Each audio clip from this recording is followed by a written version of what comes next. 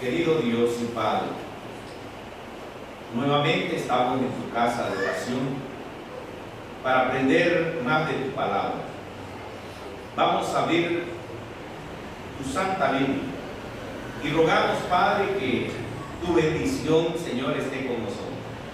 Que tu Espíritu Santo, Padre, nos haga entender el plan de redención que tienes para cada hijo tuyo. Y eso lo dejaste en el santuario. Gracias, Padre, porque somos un pueblo que tiene mucha luz que aprender y que enseñar. Nos ponemos en tus manos para que se cumpla siempre tu divina y santa voluntad. Quédate pues con nosotros, en el nombre de Jesús. Amén y amén.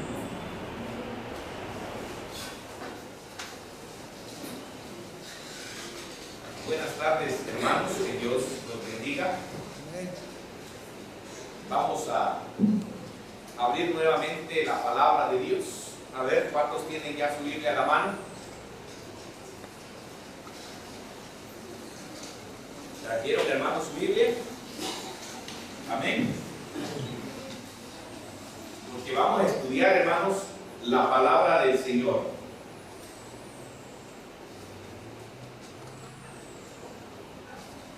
Y nos quedamos, hermanos, en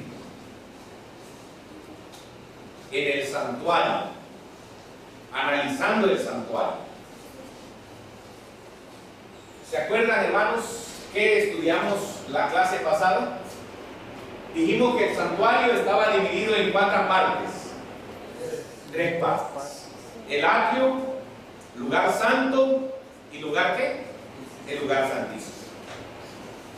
Pero el atrio, tanto el lugar santo, el tabernáculo, como la cortina que divide el lugar santo del santísimo, tienen puertas. Y dijimos que ¿cuántas puertas eran? 3 puertas, ¿verdad? La primera puerta era donde Jesús entró por primera vez en el cielo. ¿En qué año? En el año 31, ¿verdad? Y eso lo estudiamos en la clase pasada. Luego, la segunda puerta que se abrió en 1844, ¿se acuerdan? ¿Y qué entró a hacer Jesús en 1844 en el santuario del cielo? Entró a hacer juicio.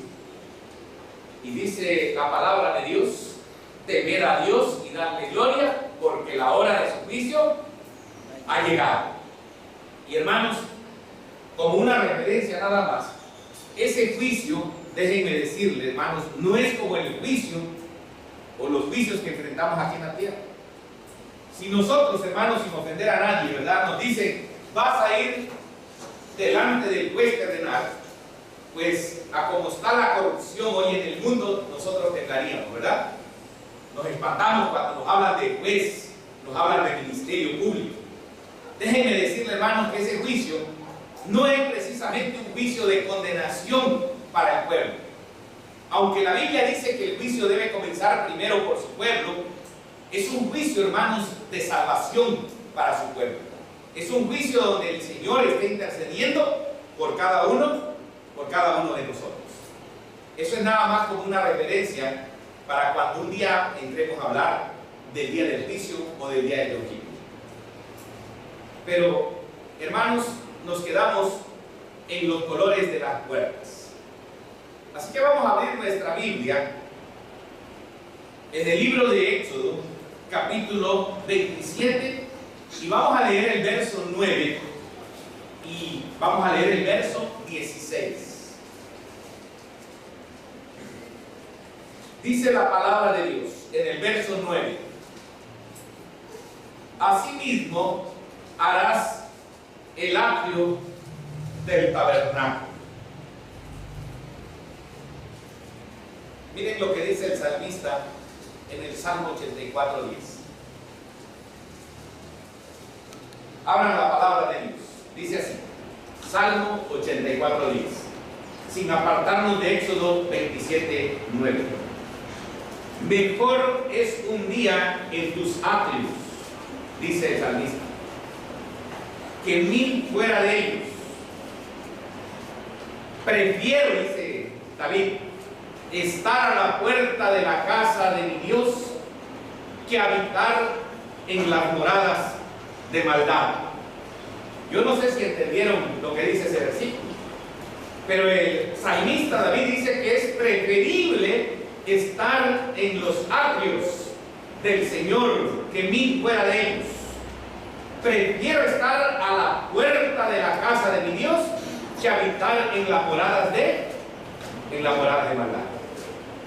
El salmista está diciendo, hermano, que es bueno, es mejor estar en la casa de Dios. Ahora sí vamos a ir al libro de Éxodo, capítulo 27, versículo 9. Miren cómo dice el versículo 9: asimismo harás el atrio del tabernáculo, al lado meridional, al sur tendrá el atrio cortinas de lino torcido, de 100 codos de longitud para un lado. Y el verso 16 dice: y para la puerta del atrio. O sea, quiere decir, hermanos, que el atrio tenía una puerta, pero el santuario tenía 3 puertas. Y dijimos en la clase pasada que los colores de las 3 puertas eran idénticos, eran los mismos colores. Pero ahora vamos a analizar cada uno de esos colores. Miren lo que dice el verso 16. Y para la puerta del atrio habrá una cortina de 20 codos. 20 codos, hermanos, es aproximadamente 9 metros. O sea que la puerta era bastante, ¿qué? Bastante amplia para que entraran los hijos de Israel. Y esa puerta tenía 4 colores. ¿Cuál era el primer color? Azul. Y luego el segundo color, púrpura. Y luego el tercer color, carmesí. Y luego el cuarto color, lino torcido, de obra de recamador. Sus columnas 4, con sus 4 bases. ¿Qué significa o qué simboliza cada color? ¿Cuál es el primer color, hermanos? El azul. Del hebreo Yekelet. ¿Cómo dice ahí? El color azul era símbolo de ¿qué cosa?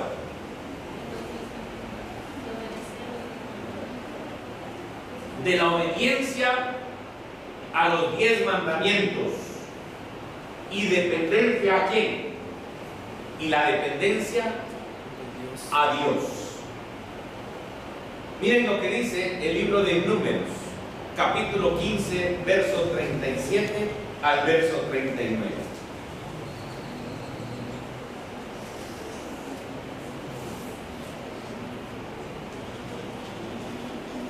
Y esto tiene un gran significado, hermanos. Números, capítulo 15, verso 37 al verso 39. Mire lo que dice. Y Jehová habló a Moisés diciendo: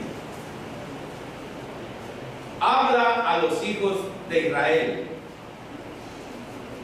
y diles que se hagan francas en los bordes de sus vestidos por sus generaciones, y pongan en cada franja de los bordes un cordón de azul.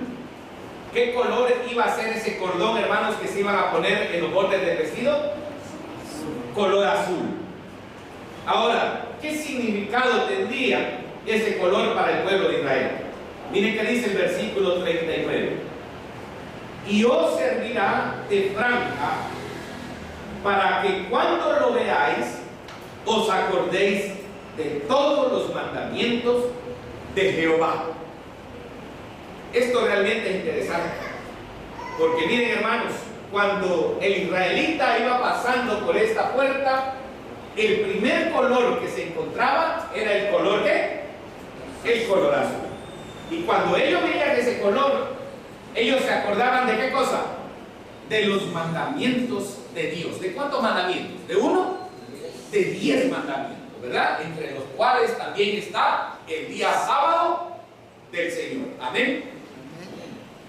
Acuérdense de eso. Y no solamente eso, dice la Biblia, para ponerlos por obra. Acuérdate, pero ponlo por obra. O sea, nada más, no es nada más sabérselo de memoria, sino también hay que ejecutarlo. Y no mires en pos de vuestro corazón y de vuestros ojos, y en pos de los cuales os prostituyáis. Voy a llevarlos a un texto que está en el libro de Éxodo, en el capítulo 31 y el verso 18. Quiero que pongan atención a lo que dice Éxodo 31, 18.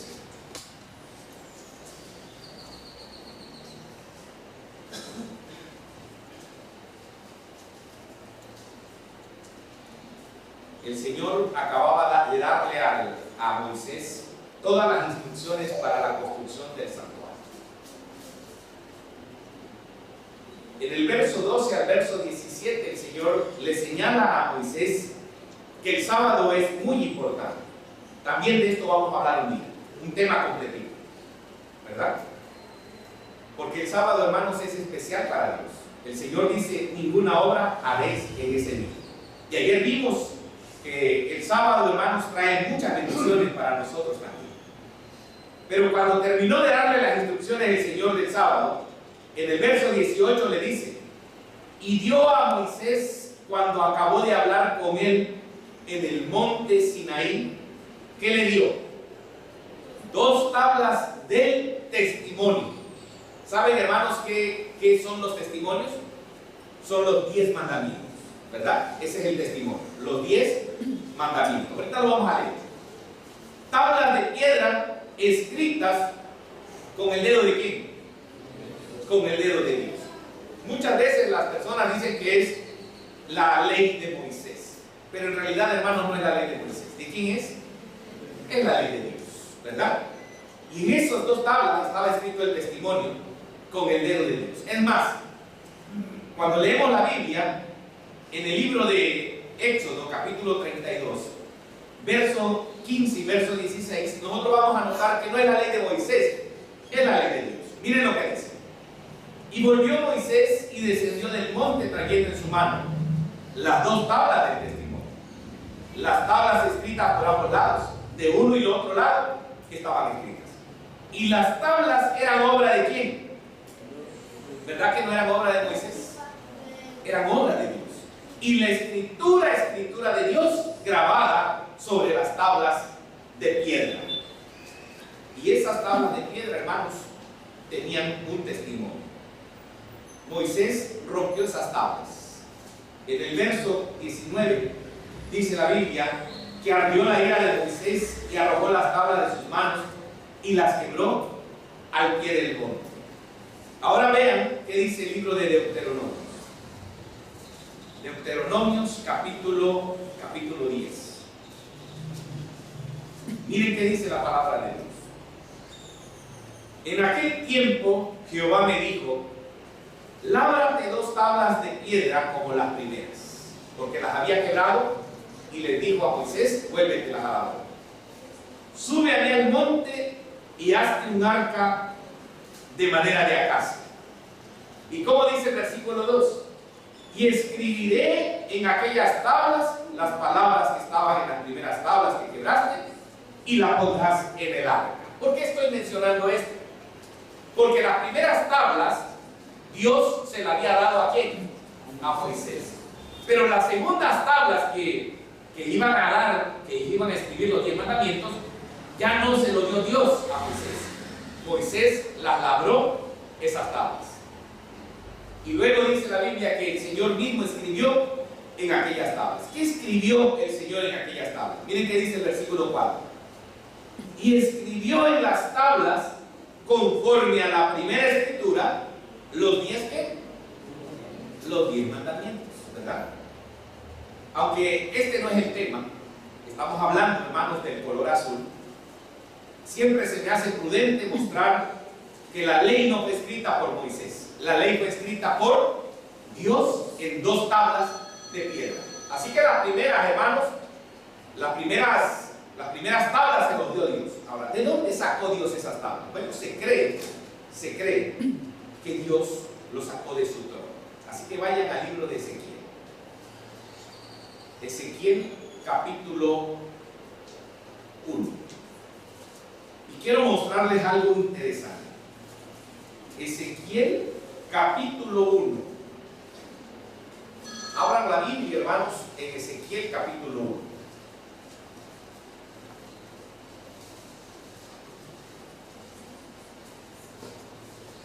Y el versículo 25 en adelante, o al 26, miren lo que dice. Y cuando se paraban y bajaban sus alas, se oía una voz de arriba de la expansión que había sobre sus cabezas. Verso 26, este es el que quiero que noten. Y sobre la expansión que había sobre sus cabezas, se veía la figura de un trono que parecía de piedra ¿de qué? de zafiro. Y ese trono, hermanos, es el trono de ¿quién? El trono de Dios. ¿Y de qué color es ese trono? La piedra es color ¿qué? Zafiro. ¿Y qué color es el color zafiro? ¿De qué color estamos hablando? Color azul. Así que se ha llegado a creer, hermanos, que cuando Dios le dio las primeras tablas a Moisés, esas piedras fueron sacadas del trono de ¿quién? Del trono de Dios. Y el trono de Dios es de color ¿qué? Zafiro o color azul. Hermanos, porque el color azul representa, hermanos, los 10 ¿qué? Los 10 mandamientos. Miren qué interesante. Y sobre la figura del trono había una semejanza que parecía de hombre sentado sobre él. Y hermanos, ese que estaba sentado sobre el trono no es más ni menos que el mismo Señor Jesús. Yo no lo voy a explicar ahorita, pero es el Señor Jesús. Ahora, cuando el pueblo de Israel, hermanos, venía cargando su cordero para ofrecer su sacrificio, entraba por esta puerta. Definitivamente no había otro lugar por donde entrar. Así que el primer color que veía era el color ¿qué? El color azul. ¿Y qué dijimos que simboliza el color azul? El guardar los mandamientos de Dios y la obediencia a esos mismos mandamientos. ¿Cuál era el siguiente color, hermanos? El color púrpura o el color ¿qué? Escarlata. ¿Verdad? Ese color, dice, era el color de la, ¿cómo dice aquí? Era el color de la realeza. O sea que los reyes se vestían con un manto de color púrpura. Y ese segundo color estaba también ¿dónde? En la puerta de la entrada del arca. ¿Qué simbolizaba ese color? Pero vamos a leer unos versículos. Vamos a ir a Daniel, capítulo 5, versículo 7. Abran su Biblia, por favor. Allí encontramos al rey Belsasar. Y ese rey Belsasar, hermanos, estaba haciendo una fiesta.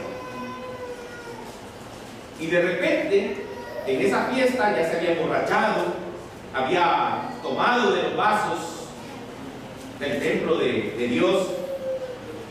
Dios, hermanos, ya se había fastidiado de la iniquidad de ese rey. Y el Señor apareció su mano en una de las paredes de Babilonia y puso unas letras. Así que el rey mandó a llamar a los magos, adivinos y caldeos. Y miren qué les prometió el rey. A gritos el rey mandó a traer a magos, caldeos y también adivinos. Y dijo a los sabios de Babilonia: el que lea esta escritura y me muestre su significado, será vestido ¿de qué color? De púrpura. Tendrá collar de oro en su cuello y será el tercero en el reino. ¿Qué le estaba prometiendo, hermanos, el rey Belsasar a los magos, a los caldeos y a los adivinos? Que si le adivinaban, hermanos, lo que decía las letras en la pared, le iba a dar parte de su reino. ¿Por qué le iba a dar parte de su reino? Porque dice la Biblia que serían vestidos ¿de qué? De color púrpura. Porque el color púrpura era, hermanos, la vestimenta de los reyes en ese tiempo. En el libro de Esther, en el capítulo 8, vayan al libro de Esther, encontramos también otra referencia importante. Esther capítulo 8.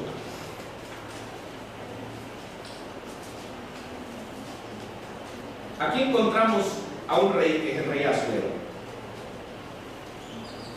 Y encontramos un hombre que se llamaba Amán, que era enemigo de los judíos. Este hombre quería hacerle daño a los judíos. Pero apareció en el escenario, hermanos, un hombre llamado Mardoqueo. Y gracias a la intervención de la reina Esther, y gracias a la intervención también de Mardoqueo, para salvar al pueblo, el pueblo fue liberado de una muerte. Así que fue coronado Mardoqueo. Miren lo que dice Esther capítulo 8, versículo 15. Y Mardoqueo salió de la presencia del rey con vestido real. O sea que le habían permitido ser rey por lo menos por un día a Mardoqueo. Mardoqueo era un judío. Ese vestido real era azul y también blanco. Y aparte de eso dice que llevaba una gran corona de oro y un manto de lino y también de púrpura. Y la ciudad de Susa se alegró y también se regocijó. ¿Por qué llevaba Mardoqueo ese manto de lino y de púrpura? Porque le habían dado la oportunidad de que fuese rey por un día. Porque el púrpura, hermanos, era símbolo de la realeza o de los reyes. En el libro de Jueces, capítulo 8, versículo 26. Abra su Biblia en Jueces 8, 26. Miren lo que dice la palabra de Dios. Jueces, capítulo 8 y el versículo 26.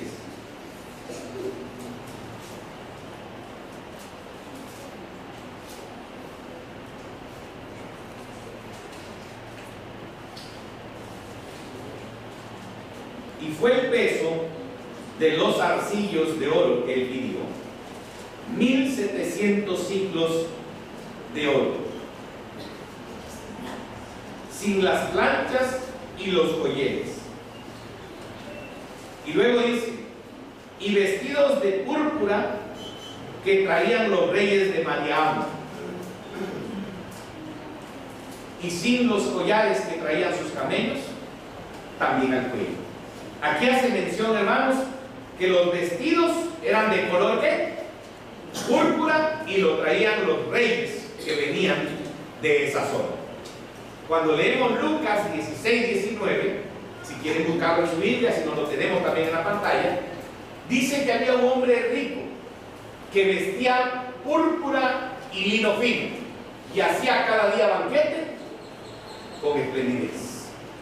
Porque el púrpura, hermanos, era símbolo de las personas adineradas en aquel tiempo, y sobre todo era símbolo de personas o de los que reinaban en una nación.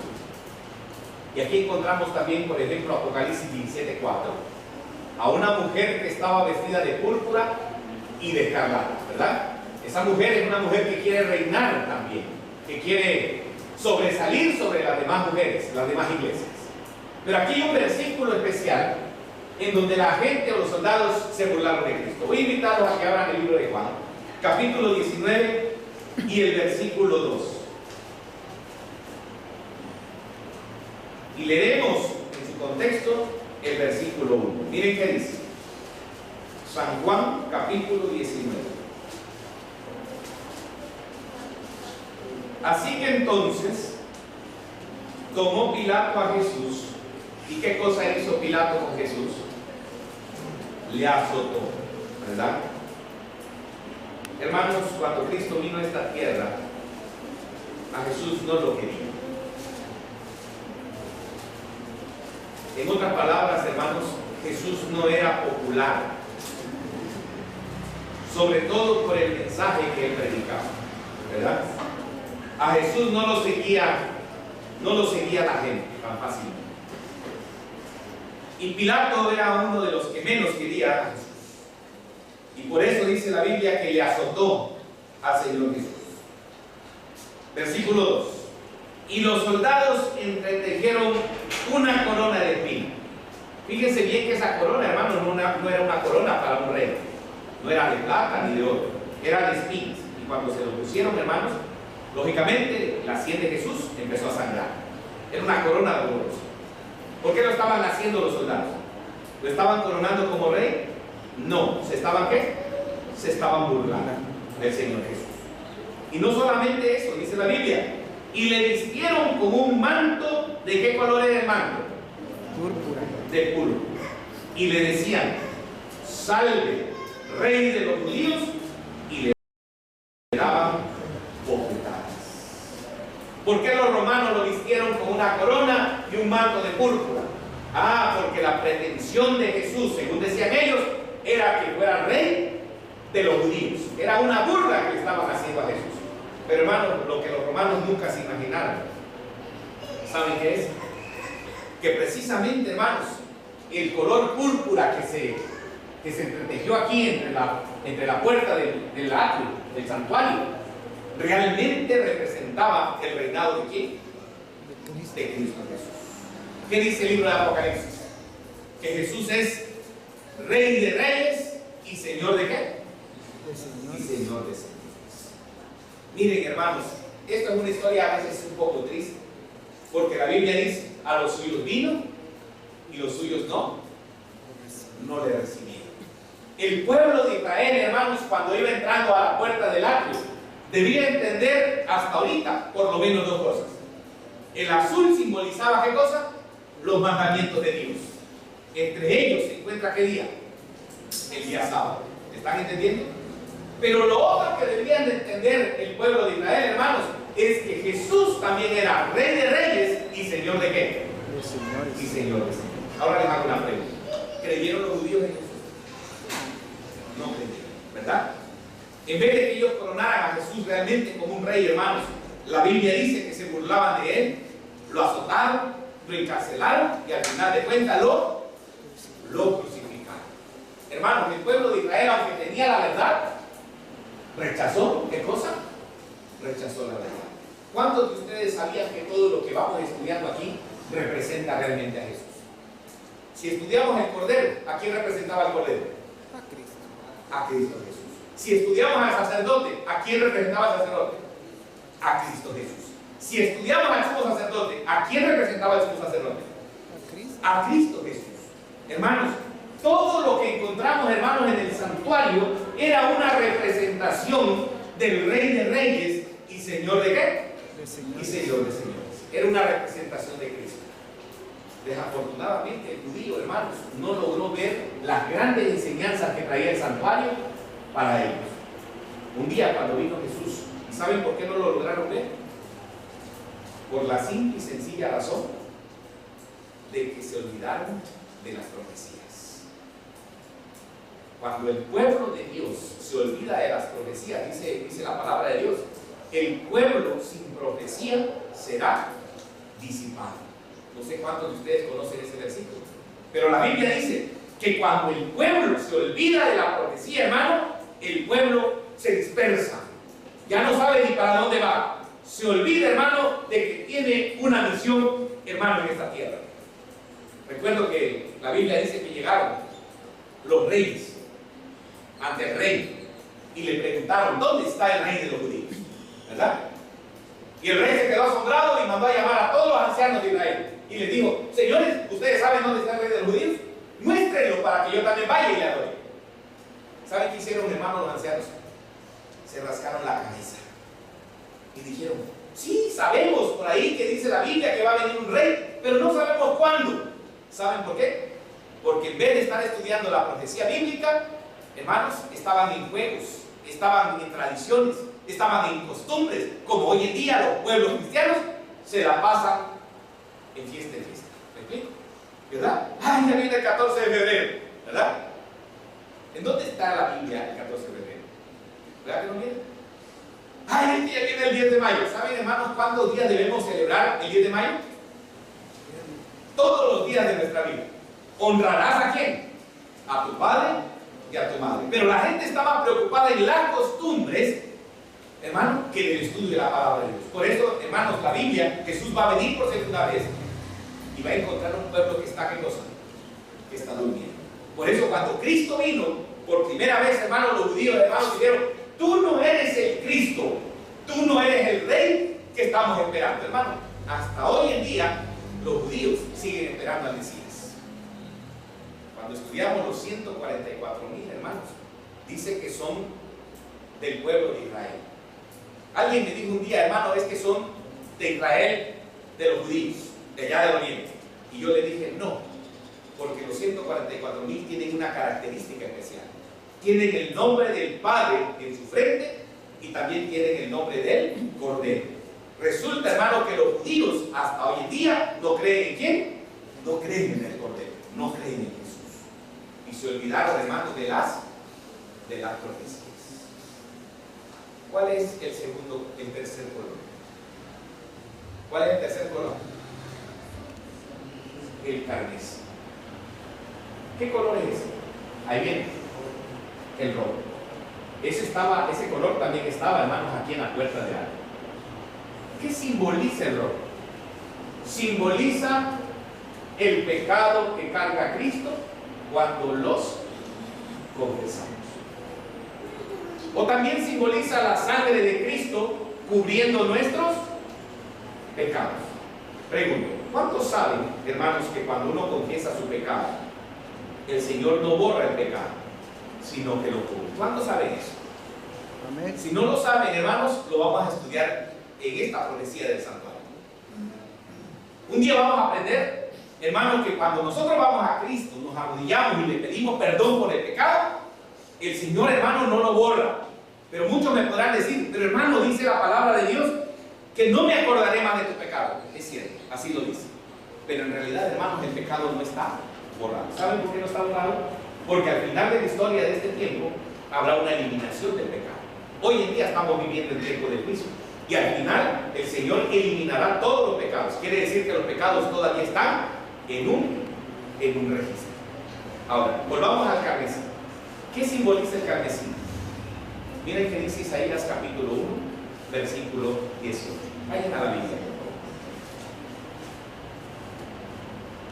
Isaías capítulo 1 y el versículo 18.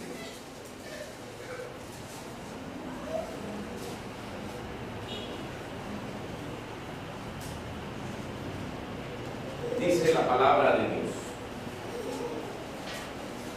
Venid luego, dice quién, Jehová. ¿Por qué creen ustedes que dice así? Porque la puerta de la misericordia de Dios, hermanos, está abierta para todos, ¿verdad? Yo he llegado a creer, hermanos, que nosotros debemos de estar haciendo cuentas prontamente con Jesús, por muchas razones. La primera, hermanos, es porque la vida no la tenemos que, ¿verdad que no? En cualquier momento el Señor nos puede llamar a cuenta, o nos puede llamar a descanso. En segundo lugar, hermanos, ¿sabían ustedes que el Espíritu Santo se retira también de los seres humanos y hijos? Cuando hay un rechazo, hermano, constante, hermano, del Espíritu Santo, un día dice el Señor, pues yo me retiro. ¿Saben, hermano, quién toma posesión de ese ser humano? El enemigo. ¿Y qué dice la Biblia acerca del enemigo? Dice que el enemigo ha venido a robar, a hurtar y a qué más, y a destruir. Saben, hermanos, que Dios nos libre de caer en manos del diablo. La hermana Pai tiene una frase que dice que si el Señor le permitiera unos minutos, unos segundos entrar al enemigo en nuestros hogares, nos volvería completamente locos. Por eso el Señor, hermanos, está presto para defendernos. Por eso dice el Señor, venid luego, dice Jehová. Uno, porque no podemos morir. Otro, porque se retira el Espíritu Santo. Otro, porque un día vendrá Jesús por segunda vez. Les hago una pregunta. ¿Ustedes saben cuándo viene Jesús? ¿Verdad que no? Por eso dice la Biblia, velar y orar para que no entréis en ¿qué? En tentación. Porque, hermanos, si Jesús viene y nos encuentra sin preparación, de seguro estaremos ¿qué? Estaremos perdidos. Así que esta invitación, hermanos, Dios nos lo hace a todos los que estamos aquí. Venid luego, dice Jehová, y estemos a cuenta. ¿Cuál es esa cuenta que quiere hacer Dios con nosotros? Miren qué interesante. Si vuestros pecados fueren como la grana, como la nieve serán emblanquecidos. Y si fueren rojos como el carmesí, vendrán a ser como blanca lana. ¿Entendieron lo que dice aquí? Hermanos, cada símbolo, cada material, cada color que nosotros vemos en el santuario tenían un significado especial para el pueblo de Israel. Pregunto, ¿qué simbolizaba el color azul? ¿Los 10 qué? ¿Y qué simbolizaba el color púrpura? ¿El reinado de quién? De Cristo Jesús. Jesús es Rey de Reyes y Señor de Señores. Y el carmesí es el color rojo, que simboliza, hermanos, los pecados que carga Cristo cuando nosotros lo confesamos. Aquí hay una historia, ¿verdad? Cuando los hijos de Dios llegaron a un pueblo, se encontraron con una mujer, y esa mujer era una mujer ramera que los ocultó para que no lo mataran los que estaban ahí en el pueblo. Así que ella les dijo, por favor, prométanme que cuando ustedes vengan a invadir este pueblo, ¿verdad?, traspasen las murallas, ustedes no me van a quitar la vida a mí ni a mi familia. Así que agarró estos dos hombres y le dijeron: ahora os ruego que me juréis por el Señor, estaba hablando la mujer, que como os traté con bondad, así tratéis a la casa de mi padre, de lo que me daréis una señal segura. Así que los hombres le dijeron: si cuando entremos en la tierra atas este cordón de grana a la ventana, el color grana es el mismo que el carmesí, el color rojo, por la cual nos descuelgas, y si juntas está tu casa, tus padres y tus hermanos y la familia de tu padre, entonces no te haremos daño. O sea que el color rojo o el color grana era símbolo, hermanos, de protección para todos aquellos que creían en Jesús. En el libro de Éxodo encontramos una fiesta que se llama la Pascua. Miren qué dice el capítulo 12. ¿Y qué les manda el Señor a hacer cuando se mataba el cordero? Miren qué dice el versículo 7.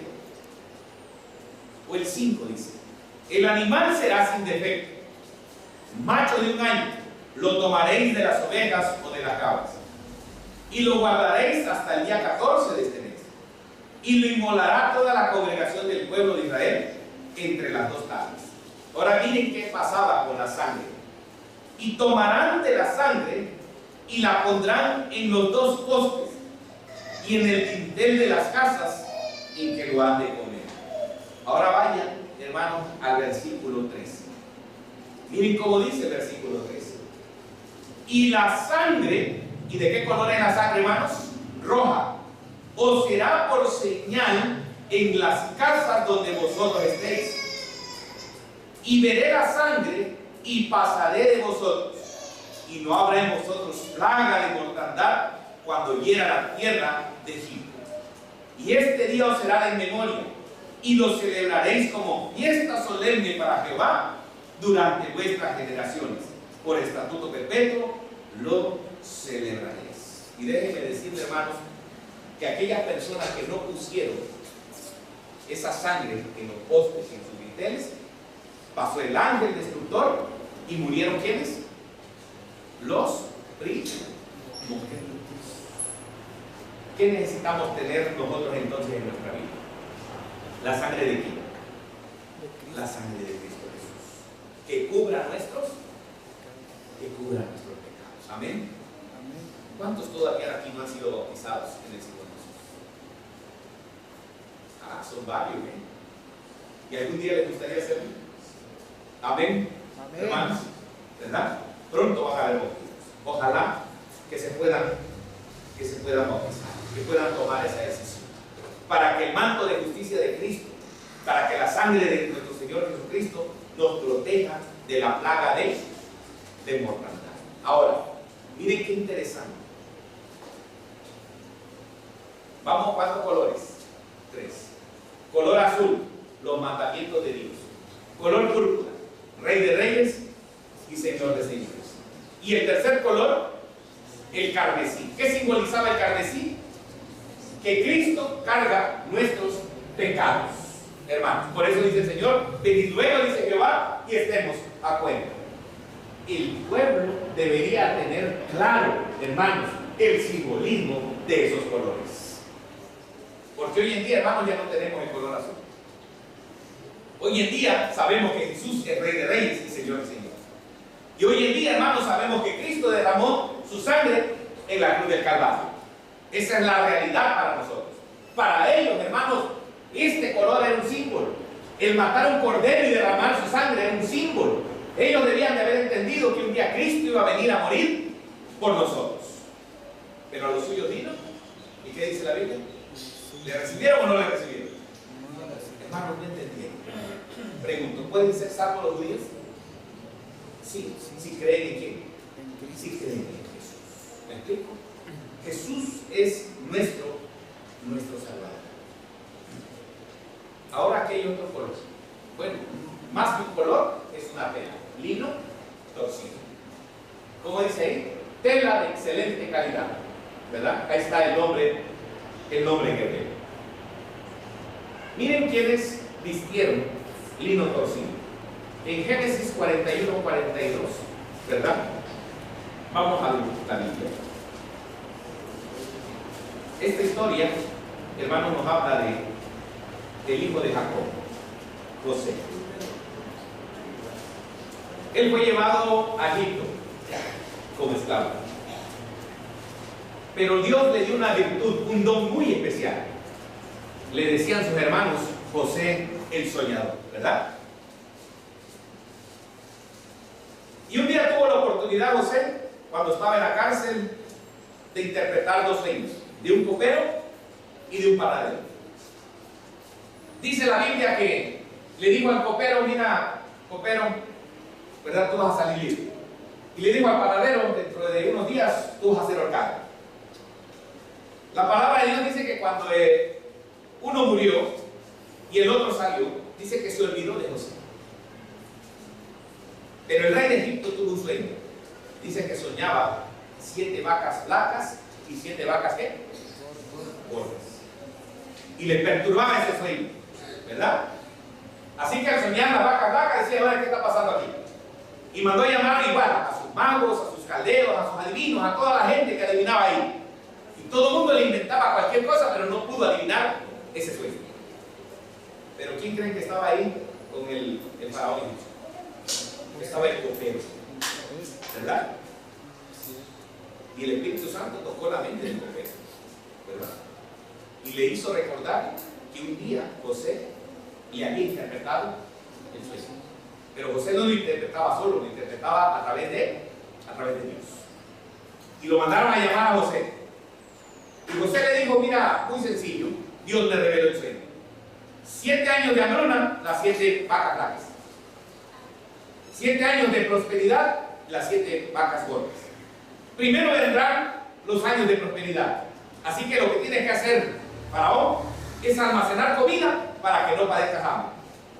Porque después vendrán 7 años de hambre. Hermanos, el Faraón quedó encantado con esta revelación. Así que miren lo que hizo el Faraón. Entonces Faraón quitó su anillo de su mano y lo puso en la mano de José y lo hizo vestir de lino finísimo y puso un collar de oro en su cuello. ¿Quiénes llevaban ese lino fino? Gente muy especial. Y José pasó a ser el segundo gobernador de Egipto. ¿Después de quién? Después de Faraón. Miren, hermanos, después de ser esclavo, el Señor lo bendijo y pasó a ser el hombre más importante, o el segundo hombre más importante. ¿De dónde? De Egipto. Y lo vistieron de lino finísimo, ¿verdad? ¿Quiénes más se vestían de lino finísimo? Era una vestidura de una tela muy fina. ¿Quiénes más? Vamos a Éxodo capítulo 28, versículo 39. Vayan a su Biblia, por favor.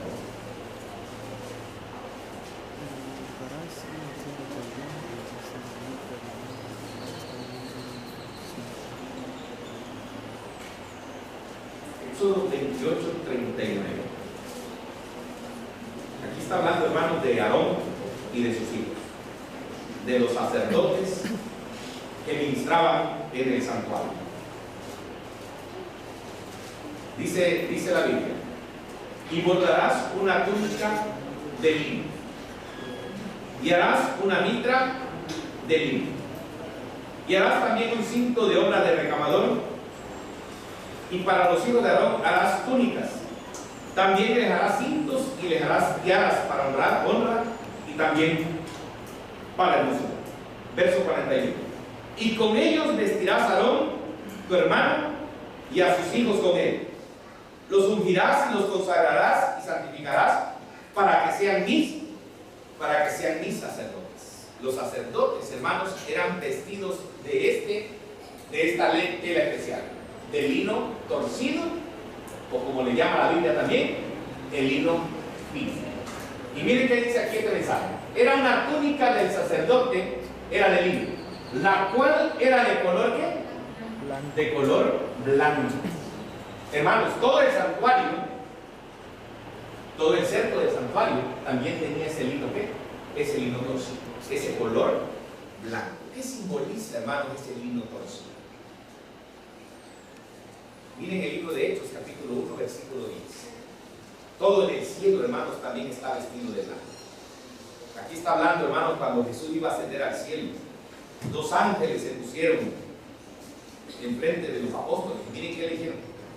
Mientras miraban fijamente cómo se iba al cielo, se pusieron junto a ellos dos varones vestidos de qué? Vestidos de blanco. ¿Quiénes eran estos varones? Eran ángeles que estaban vestidos de blanco. En el cielo, hermanos, todos están vestidos de blanco. Miren qué dice Apocalipsis capítulo 4. Y alrededor del trono había 24 tronos, y sentados en ellos 24 ancianos. ¿De qué color estaban vestidos, hermanos? Vestidos de blanco, con corona de oro sobre sus cabezas. Mateo 17:2, cuando Jesús se transfiguró. Y miren qué parecía, hermanos, su vestido. Y allá se transfiguró ante ellos en el monte. Su rostro resplandeció como el sol, y su vestido se volvió blanco como la luz. Pero ahora la pregunta es: si los hombres, si los ángeles, si los salvos, si los ancianos en el cielo tienen vestidos de blanco, ¿qué simboliza el color blanco? Según Daniel capítulo 7 versículo 9, el color blanco simboliza ¿qué cosa?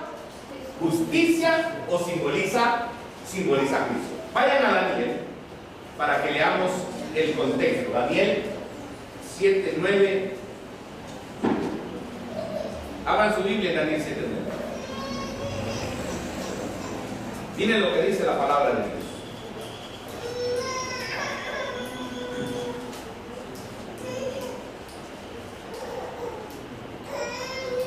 Dice: estuve mirando hasta que fueron puestos tronos. Hermanos, cuando se habla de trono, estamos hablando de juicio. Y este es el juicio investigado. Y se sentó un anciano de días, ¿verdad? Este anciano de días es el Padre.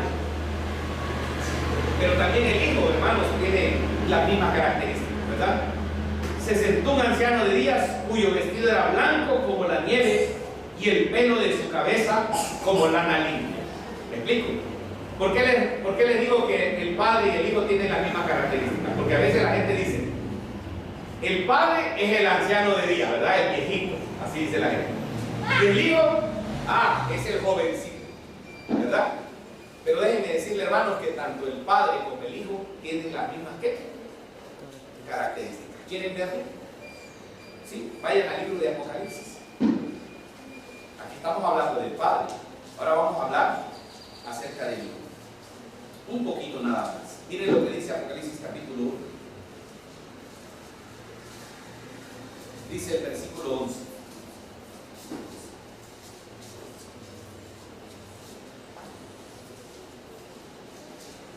Que decía: yo soy el alfa y el omega, el primero y el último. Está hablando del Señor Jesús. Escribe en un libro lo que ves y envíalo a las 7 iglesias que están en Asia: a Éfeso, Esmirna, Pérgamo, Tiatira, Sardis, Filadelfia y Laodicea. Verso 2. Y me volví para ver la voz del que hablaba conmigo, y vuelto vi 7 candeleros de oro. Y en medio de los 7 candeleros, a uno semejante al Hijo del Hombre. ¿Quién es ese ser? ¿El Señor qué? Jesús. El Señor Jesús. Miren lo que sigue diciendo: vestido de una ropa que llegaba hasta los pies y ceñido por el pecho con un cinto de oro. Ahora vean la característica de la cabeza. Versículo 14. Su cabeza y sus cabellos eran blancos como blanca ¿qué? Como nieve, sus ojos como llamas de fuego. Fíjense, hermanos, que el Padre y el Hijo tienen las mismas ¿qué? Las mismas características. ¿Saben por qué les explico eso? Porque hoy en día, hermanos, hay tantas doctrinas y utilizan esa doctrina y dicen que es que el Padre es el viejito y el Hijo es el jovencito. Hermano, el Señor Padre es eterno. Y el Señor Hijo, ¿qué cosa es? ¿Es eterno o no es eterno? También es eterno, ¿me explico? Y tiene las mismas características. Por eso cuando leemos Daniel capítulo 7 dice que este tenía el cabello blanco, ¿como qué? Como lana limpia. Y el Hijo tiene también su cabeza, ¿qué color? Color blanco. ¿Me están entendiendo? ¿Verdad? Y hablando de Daniel 7:9, volviendo otra vez al juicio, dice, estuve mirando hasta que fueron puestos tronos, se sentó un anciano de días, cuyo vestido era blanco como la nieve, y el pelo de su cabeza como la nariz. Su trono llama de fuego, y las ruedas del mismo fuego ardiendo. Un río de fuego procedía y salía delante de él. Millares de millares le servían, millones de millones asistían delante de él. El juez se sentó y los libros fueron abiertos. Estamos hablando del día del juicio. Y cuando ese hombre, ese anciano, hermanos, dice que tenía un trono, está hablando de juicio, ¿verdad? Y cuando ese anciano se sentó, el anciano de muchos días, dice que su vestido era ¿qué color? Blanco como la nieve, y su cabello de su cabeza como lana pura. Y hermanos, el blanco simboliza ¿qué cosa? La justicia de Dios. En Apocalipsis capítulo 3, versículo 18. Abra su Biblia, por favor, Apocalipsis 3, 18.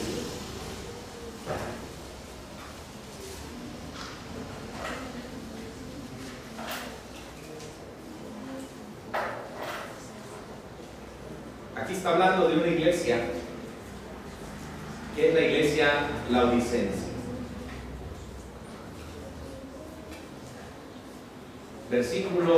Vamos a leer desde el versículo 15. Si yo conozco tus obras, que ni eres frío ni eres caliente. Ojalá fueres frío, ojalá fueses caliente. ¿Verdad? ¿Saben por qué dice así el Señor? Porque el estado de tibieza produce malestar en el cuerpo. ¿Ustedes han tomado agua tibia? ¿Verdad? Siente uno que va a devolver, ¿verdad? La tibieza no es correcta delante de los ojos de Dios. O somos, o como dice la Biblia, o no somos. Esa sería la mejor condición. Venir, hermanos, a una iglesia sin predicar, sin hablar de Cristo, sin vivir, hermanos, es una iglesia muerta. Mañana tendremos predicación, ¿ok? Y el Señor nos aconseja. Ahora dice, pero por cuanto eres tibio y no frío ni caliente, te vomitaré de mi boca. Miren que esta iglesia es una iglesia arrogante, porque tú dices, yo soy rico, ¿verdad? Y miren, hermanos, qué curioso, porque en 1844 Dios levantó una iglesia, la iglesia adventista del séptimo día. Y Dios le dio tremenda luz. ¿Se acuerdan de hoy en la mañana? Dios le dio una tremenda luz a partir de esa fecha, ¿verdad? Pero a veces, hermanos, en vez de predicar esa luz, adoptamos las costumbres del mundo. Y a veces nos quedamos con la idea, ¿verdad? No sé si ustedes han visto gente que tiene mucho dinero y después no tiene, ¿verdad? Pero esa gente que un día tuvo mucho dinero y después no tiene, se queda con la idea de que siempre va a ser ¿qué? Que siempre va a ser rico, ¿verdad? Siempre se quiere comprar la mejor ropa. Siempre quiere hablar como hablan los ricos. Es más, me tocó ver una persona, ¿verdad?, que tuvo tanto dinero que hasta al caminar, ¿verdad?, caminaba como que si fuera un hombre muy elegante y ya no tenía absolutamente nada. De esa manera le pasa, hermanos, a esta iglesia.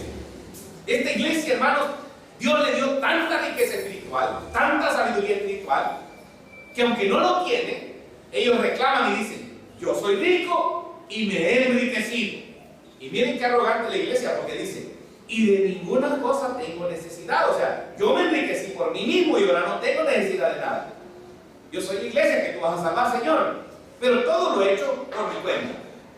Y no sabes, le dice el Señor, que tú eres un desventurado, miserable, pobre, ciego, ¿y qué más? Y desnudo. Por tanto, verso 18, yo te aconsejo que de mí compres oro refinado en fuego, para que seas ¿qué? Rico. Y luego le da un consejo especial a esta iglesia. Y vestiduras blancas, ¿para qué cosa? ¿Saben, hermanos, que las vestiduras blancas representan la justicia del Señor Jesús? ¿Verdad? Nosotros no podemos ser salvos por nuestras obras. Necesariamente tenemos que entregar nuestra vida ¿a quién? A Cristo Jesús. Y Dios le dice a esta iglesia: mira, tú no eres más que un pobre, miserable, ciego y desnudo. Y yo te voy a aconsejar algo: que compres vestiduras blancas para que tú te vistas. Y que no se descubra la vergüenza de tu desnudez. Hermano, el blanco simboliza la justicia de Cristo. Y en Gálatas 3:27, el apóstol Pablo dice: todos los que habéis sido bautizados en Cristo Jesús, de Cristo estáis, ¿qué cosa? Revestidos. ¿Saben, hermanos, cuando adquirimos la bata blanca? Cuando adquirimos el traje blanco, el vestido blanco en nuestra vida, cuando hemos sido, ¿qué cosa? Bautizados en nuestro Señor Jesús. Amén, hermanos. Amén. ¿Verdad? Por eso dice el Señor: venid luego, dice Jehová, y estemos ¿qué? A cuenta. Si tienes muchos pecados, yo te los voy a cambiar y te los voy a ¿qué? A emblanquecer. Tú comenzarás una vida nueva. ¿Una nueva qué? Una nueva criatura en Cristo Jesús. ¿Qué más simboliza el color blanco? ¿Cómo dice aquí, hermanos? Pureza. ¿Verdad? El blanco simboliza pureza.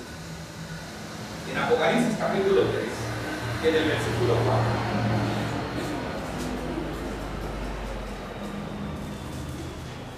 está hablando de la iglesia de Sardis. Y hermanos, estas iglesias son representación de los tiempos en los cuales nosotros estamos viviendo. Cada palabra que habla el Apocalipsis en las 7 iglesias también nos representa a nosotros. Dice el versículo 4: pero tienes unas pocas personas en Sardis. Noten bien, hermanos, que no son muchas, ¿verdad? ¿Cuántas son? Pocas. Pocas. ¿Cómo dice la Biblia? Muchos los llamados. ¿Y cómo dice la Biblia? Pocos ¿qué? Los elegidos, ¿verdad? El Señor dice: hay un camino ancho y un camino ¿qué? Angosto. El Señor nos invita a que elijamos el camino angosto, ¿verdad? En donde hay obstáculos, hay problemas, ¿verdad? Hay muchas cosas que nos detienen para seguir a Cristo, pero ese es el camino correcto, el camino angosto.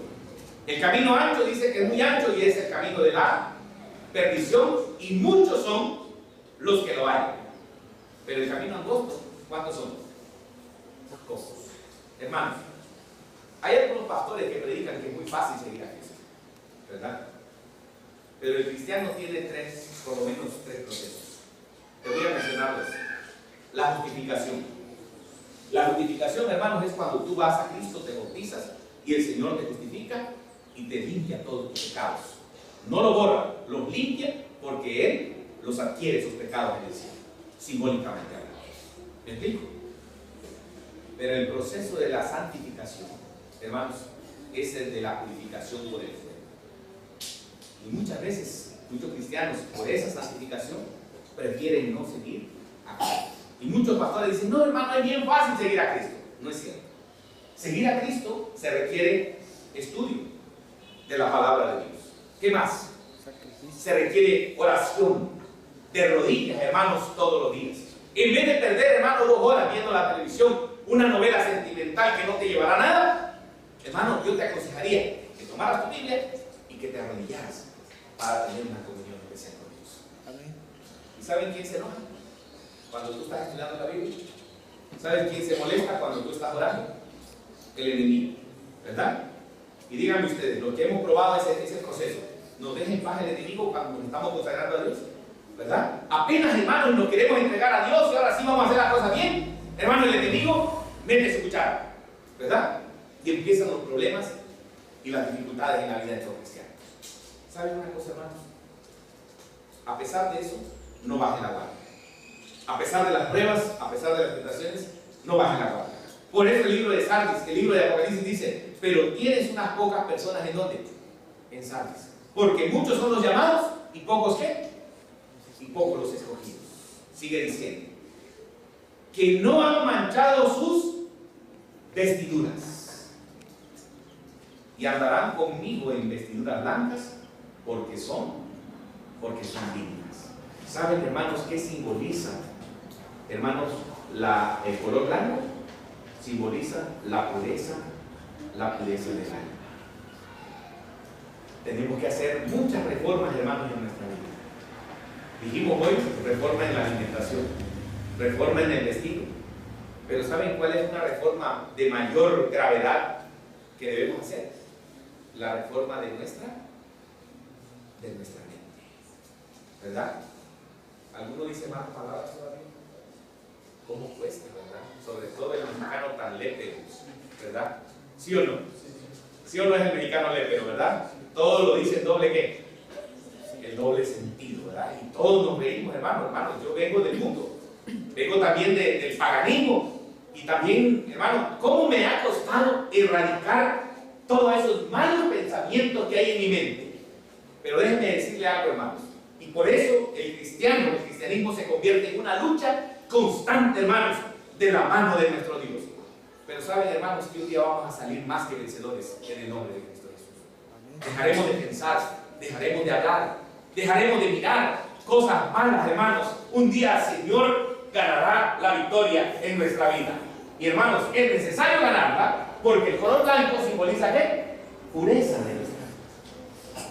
Si no llegamos a convertirnos como fueron nuestros primeros padres, Adán y Eva, al principio de la creación, difícilmente entraremos ¿a dónde? Difícilmente entraremos al cielo. Dice la palabra de Dios que allá en el cielo no va a entrar nada de qué. Nada de pecado. Ni el borracho, ni el adúltero, ni el afeminado, ni nada, hermanos, que manche, ¿qué cosa? Que manche el cielo.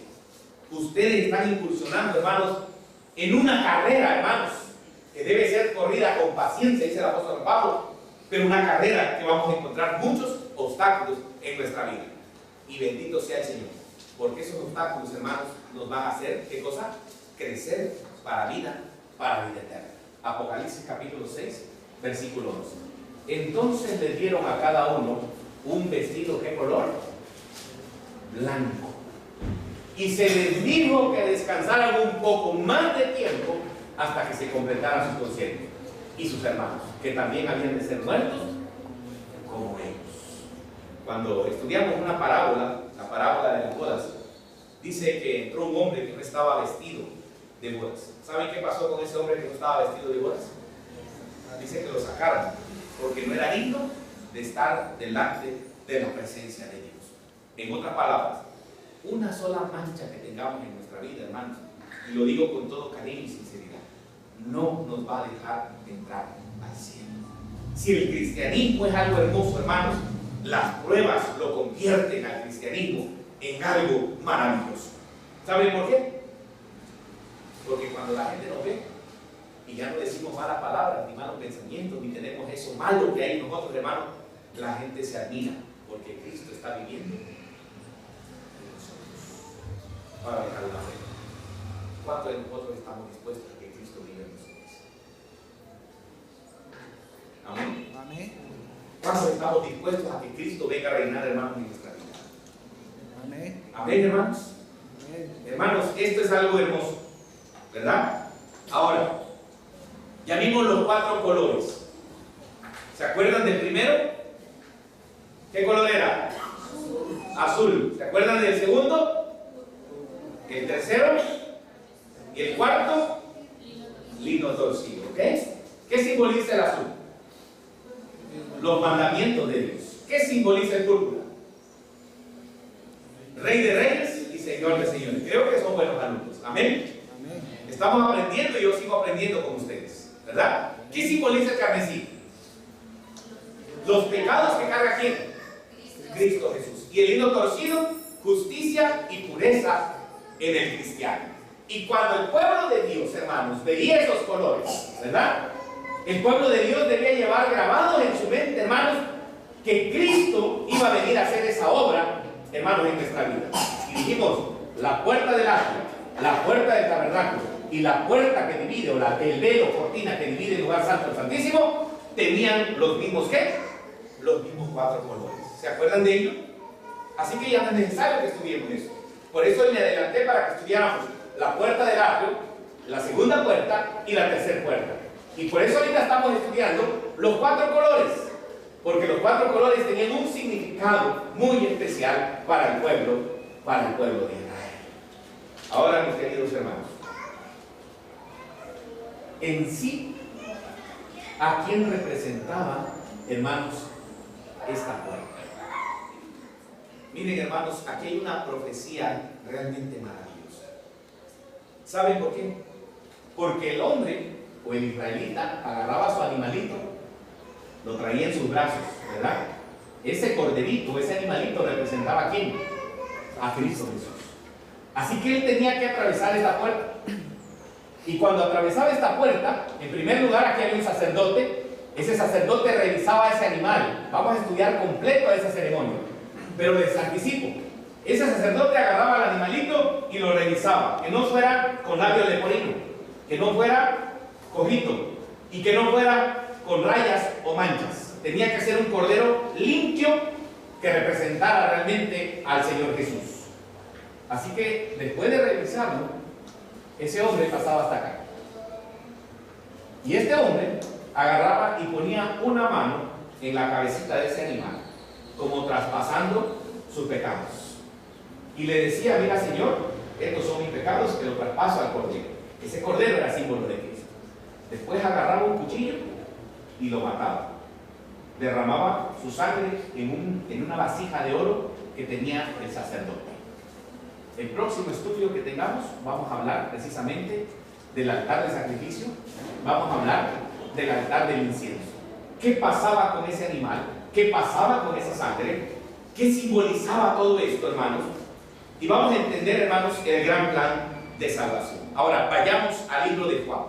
Vayan a la Biblia y vamos a abrir en el libro de Juan, en el capítulo 10. San Juan, capítulo 10. Quiero, por favor, que me vayan siguiendo, porque San Juan está en el Nuevo Testamento. Y aquí hay algo maravilloso que quiero enseñarles, o más bien Dios quiere enseñar a ustedes. Miren qué dice el versículo San Juan 10. Dice: de cierto os digo,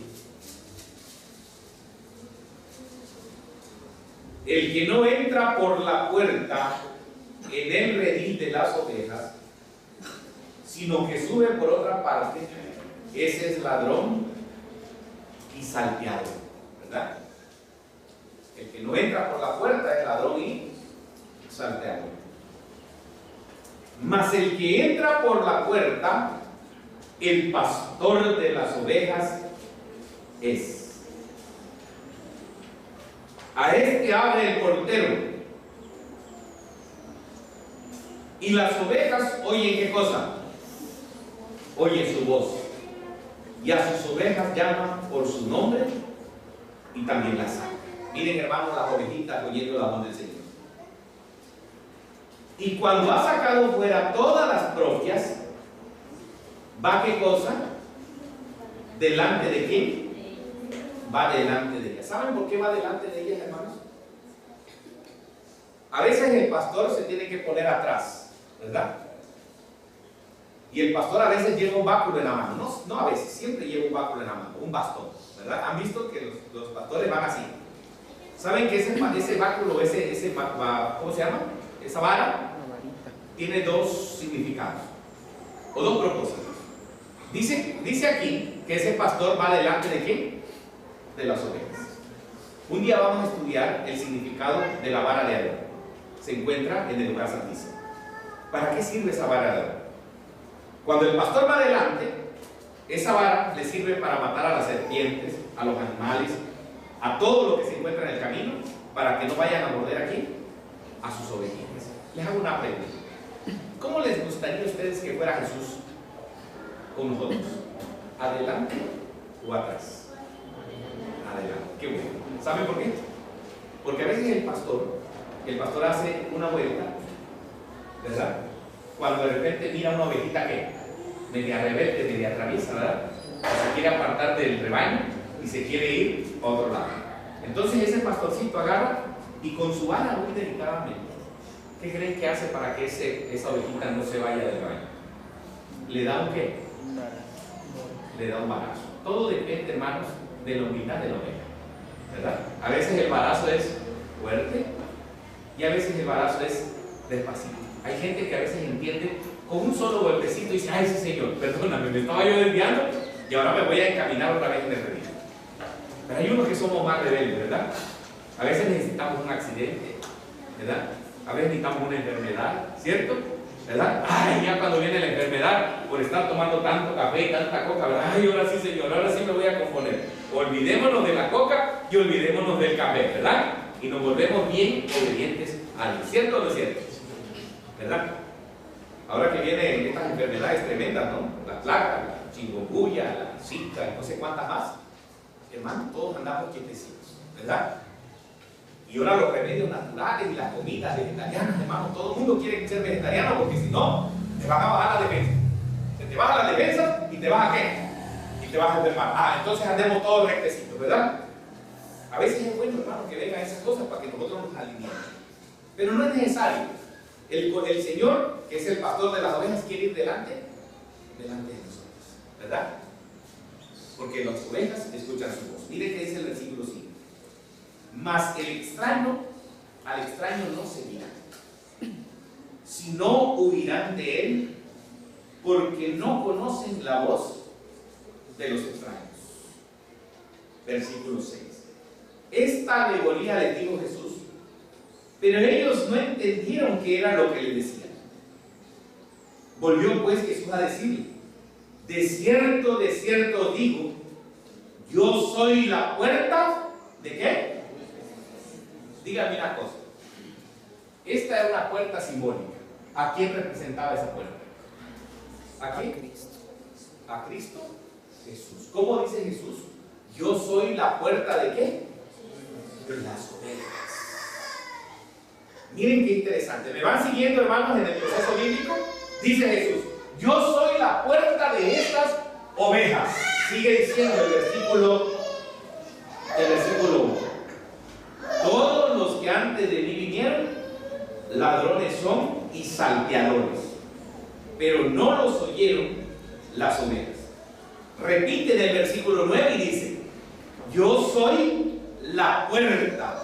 Hermanos, esa puerta del santuario era símbolo de Cristo Jesús. El que por mí entrare, como dice la Biblia, hermanos, será salvo. Miren, hermanos, el que entra por esa puerta va a ser salvo. El judío entendía bien que al entrar por esta puerta había ¿qué cosa? Había salvación. Por eso, hermanos, cuando se iba a sacrificar, cuando alguien cometió un pecado, hermanos, lo primero que hacía era preparar el animal y venir corriendo, hermanos, para entrar a esa puerta. Pero no era cualquier animal, era un animal limpio y sin mancha. Sigue diciendo el versículo 9, entrará y saldrá y hallará pasto. Versículo 10, el ladrón no viene sino para hurtar, matar y destruir. Yo he venido, dice Jesús, para que tengan vida y para que la tengan en abundancia. Ahora dice el versículo 12, yo soy el buen pastor. Y el buen pastor, ¿qué dice ahí? Su vida da por quién. ¿Cuántos decimos amén? Amén. Hermanos, el buen pastor tiene que dar su vida por las. ¿Qué vino a hacer Cristo, hermanos, por nosotros? ¿A dar qué cosa? Su vida. A dar su vida. Noten cómo el santuario nos va guiando. Yo soy la puerta. Y el buen pastor da su vida por las ovejas. En este lugar había una puerta. Sigue diciendo el versículo 12. Mas el asalariado, ¿verdad? Y que no es el pastor. Hermanos, cuando hagamos algo para Dios, no lo hagamos por dinero, por favor. ¿Me explico? ¿Entendieron eso? ¿Sí o no? Si vamos a hacer algo, El apóstol Pablo dijo, de gracia recibiste, date de gracias. A veces es complicado, hermanos, cuando alguien recibe dinero, hermanos, para predicar el evangelio, ¿verdad? Porque a veces lo hace más por el dinero que por el gozo que siente de impartir la palabra de Dios. ¿Me explico? ¿Verdad? Así que cuando nosotros hagamos algo, hermanos, no lo hagamos por dinero, porque dice la Biblia, más el asalariado, y que no es el pastor. ¿Saben por qué no es? Porque está ganando su dinero para predicar la palabra de Dios. De quien no son propias las ovejas. Miren, hermanos, ¿qué dice? Ve venir al lobo, ¿verdad? Y deja las ovejas. ¿Y qué hace ese asalariado? Huye, ¿verdad? Y el lobo arrebata las ovejas. ¿Y qué cosa? Y las dispersa. ¿Por qué los deja, hermanos, a las ovejas? Porque es un qué? Un asalariado, ¿verdad? No le interesa ganar el dinero, hermanos. Hoy en día vemos el mundo evangélico, el mundo cristiano, hermanos, en donde todos quieren hacer una iglesia para ganar ¿qué? Hermanos, yo les puedo mostrar videos, hermanos, en donde el descaro está tremendo, ¿verdad? Entrando el feligrés a la iglesia, le empiezan a pedir el diezmo. ¿Y qué más? Y las ovejas. ¿Me explico? Entrando, ¿verdad? Si es pobre feligrés, hermano, muchas veces mi caso le hace, ¿verdad? Que venga, ¿no? Pero hay que. Pero si ven a alguien que trae una buena camioneta, una buena ropa, hermano, lo visita la gente, el pastor, el feligrés, constantemente. Hermano, eso lo vemos no solamente en la película, lo vemos en la realidad, ¿verdad? Un pastor un día se le fue de las manos, un pastor pentecostés, o evangélico, se le fue de las manos, de la boca más bien, ¿verdad? Y estaba dando una experiencia de una mujer que estaba ahí, ¿no? Y dijo él, esta mujer es una mujer insistente, estaba enfrente de él, ¿verdad? Y dijo él, porque a pesar de que no lo dejaron entrar las 2 o 3 primeras veces que vino, siguió insistiendo y entró. Y yo me pregunté, ¿por qué no lo dejaron entrar? ¿Acaso el evangelio es vendido? Y resulta que sí. ¿Saben cuánto estaban cobrando, hermanos, para entrar a esas predicaciones de este hombre guatemalteco? Estaban cobrando, hermanos, en quetzales, no sé cuánto era, pero estaban cobrando entre 300 a 1,200 pesos, dependiendo del lugar que quisiéramos tener para escuchar el evangelio de este hombre. Y por eso la pobre hermana, como no traía ¿qué? Dinero, no lo habían podido dejar entrar. Y no solo porque no traía dinero, ¿saben por qué no lo dejaron entrar? Porque lo dijo ese hombre, porque traía una ropa muy humilde, así que no lo dejaron entrar. ¿Por qué? Porque para ellos todo representa ¿qué? Todo representa dinero. ¿Y qué hace el asalariado? Así que el asalariado huye, porque es asalariado y no le importa qué. ¿Verdad? Pero miren qué interesante lo que dice el Señor Jesús, como una esperanza para nosotros. Yo soy el buen pastor y conozco mis ovejas y las mías me conocen. Y así como el Padre me conoce y yo conozco al Padre, y como dice el último párrafo, y pongo mi vida, ¿por qué? Hermanos, ¿entendieron el proceso del santuario? ¿Cuántos entendimos? Amén. Dice la Biblia, yo soy ¿qué cosa? La puerta, y el que por mí entrare será ¿qué? Salvo. Pero sigue narrando el Señor Jesús, y ahora ya no dice que es la puerta, ahora dice que es el buen pastor, y ese buen pastor pone su vida por las. ¿Saben de qué estaba hablando Jesús cuando hablaba, hermanos, en las parábolas, en las alegorías del Nuevo Testamento? Se estaba enfocando en qué? En el santuario. ¿Me están entendiendo? Para Jesús, para los apóstoles, para los profetas, hermanos, el santuario, hermanos, era la base y era su fundamento. Déjenme buscar aquí unos párrafos del libro de Profecía.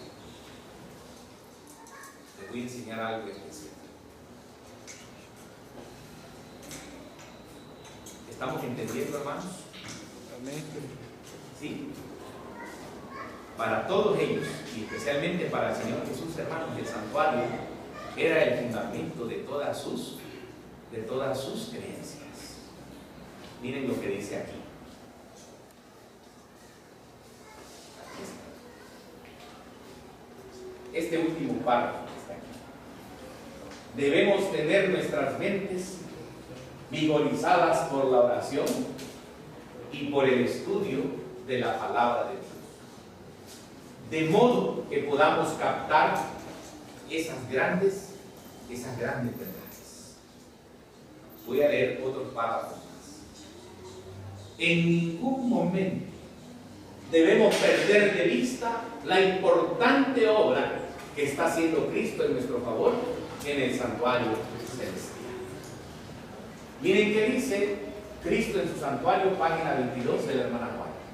Se nos amonesta: como pueblo debemos ser estudiantes fervorosos. ¿De qué cosa dice ahí? De las profecías.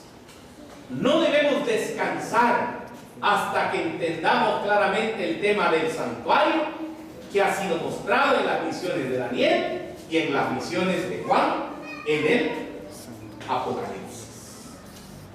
Por eso, hermanos, nosotros repetimos constantemente el tema del santuario. Si ustedes se dan cuenta, hermanos, aquí no predicamos anécdotas, ¿verdad? Quizás muy pocas, y mucho menos hacemos reír aquí a la gente.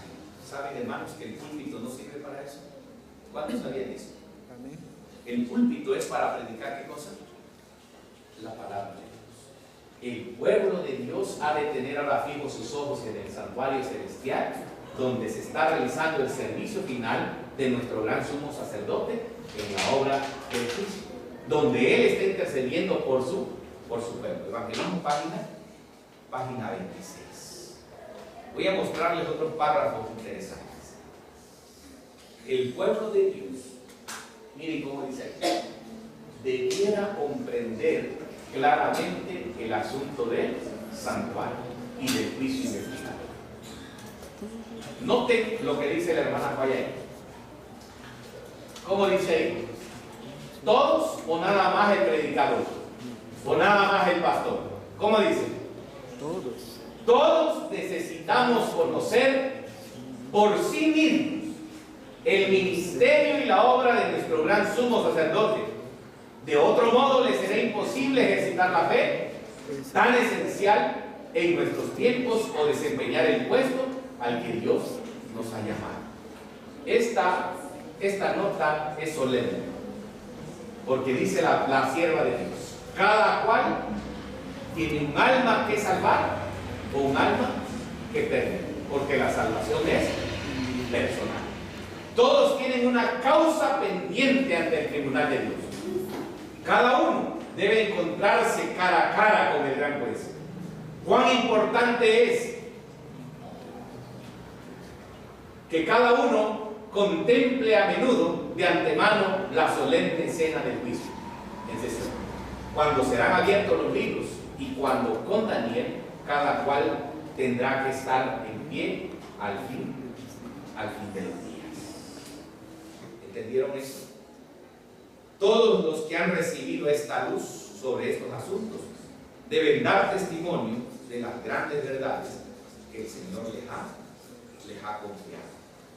Y voy a leer estos 4 o 5 puntos importantes. El santuario en el cielo es el centro mismo de la obra de Cristo a favor de los hombres. Concierne a toda alma que vive en la tierra y nos revela el plan de redención. Nos conduce hasta el fin del mismo tiempo y también anuncia el triunfo final en la lucha entre la justicia y también el pecado. Así que hoy conocimos una parte más de ese santuario. Amén, hermanos. Amén. ¿Entendieron el mensaje? Amén. ¿Cuántos colores tiene la puerta? A ver. 4. Ok. ¿Y qué color es? Azul. ¿Qué representa el azul? ¿Qué representa el púrpura? ¿Qué representa representa el carmesí? ¿Y qué representa el hilo torcido? Y pureza de todos los que quieran ir al cielo un día. Y ahora díganme una cosa, para concluir y cantar el himno. ¿Qué representa esta puerta? ¿A quién representa? A Cristo. Si ustedes llegan a entender el santuario, hermanos, dice la hermana Juan, va a ser difícil que los muevan de la fe en la cual ustedes han creído. Si ustedes se dedican, hermanos, a estudiar la palabra del Señor, hermanos, y a profundizar en ella, van a venir todo viento de doctrinas, van a venir falsos maestros, falsos profetas, engañadores, hermanos, pero ustedes van a permanecer, ¿qué cosa? Firmes en Cristo Jesús. ¿Les gustaría permanecer firmes en Cristo? Amén. Hermanos, ¿qué tenemos que hacer entonces? Estudiar la palabra del Señor. Amén. Vamos a cantar nuestro último. Cantamos el libro número 408. Más cerca, oh Dios. Nos ponemos de pie, hermano. Gracias a Dios. Gracias al Señor. Ya el sábado va a concluir. Y les invito a hacer algo. Cantemos con fervor. Cantemos con gozo. Este himno dice: más cerca, oh Dios, de ti. ¿Y saben por qué dice así? Porque cada día, hermanos, nos acercamos a la segunda venida de Cristo. Amén. Un día va a venir Cristo por cada uno de los que seamos fieles a su palabra. Y Él quiere venir también por nosotros. Bendigo, hermanos, en este sábado en nombre de Jesús. Y bendigo también, hermanos, a todos aquellos que han venido a prepararse, a escuchar la palabra del Señor. En el nombre de Cristo, hermanos, los invito a que sigamos adelante.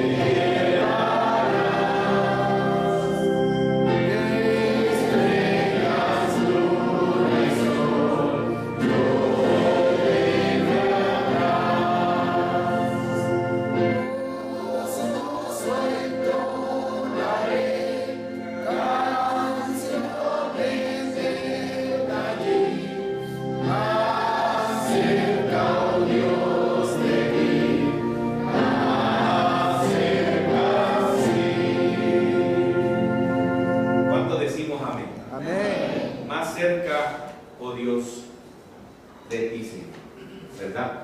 Y cada día que pasa, hermanos, claro que nos acercamos más al Señor. Bendito sea el Señor. Y por eso debemos de predicar constantemente su palabra. Debemos estar preparándonos, estudiando la Biblia y predicar, hermanos, el mensaje de salvación. Antes de concluir, pregunto: ¿habrá alguien que quiera que oremos especialmente por él en esta tarde? ¿Podría levantar su mano y nosotros orar en el nombre de Jesús? ¿Habrá alguien que oremos que tiene alguna enfermedad, algún problema, o desea abrirle su corazón en esta tarde, Jesús? ¿Hay uno, por lo menos, que quiera levantar su mano? Amén, amén, amén. Hay varios, ¿verdad? Así que, hermanos, arrodillémonos y supliquemos a Dios. Querido Dios y Padre eterno, y en primer lugar te damos gracias por tu sábado. Gracias porque este sábado lo hemos pasado en comunión contigo. Y tú nos has dado bendiciones especiales. Tu palabra ha sido estudiada. Y tu Espíritu Santo ha acomodado esas palabras en nuestra mente.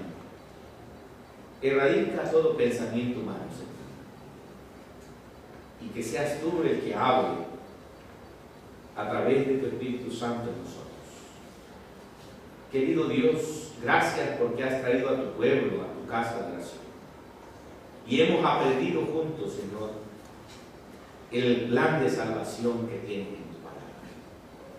Hemos iniciado el estudio del santuario. Y desde ese principio encontramos tantas verdades, Señor, que fortalecen nuestra vida.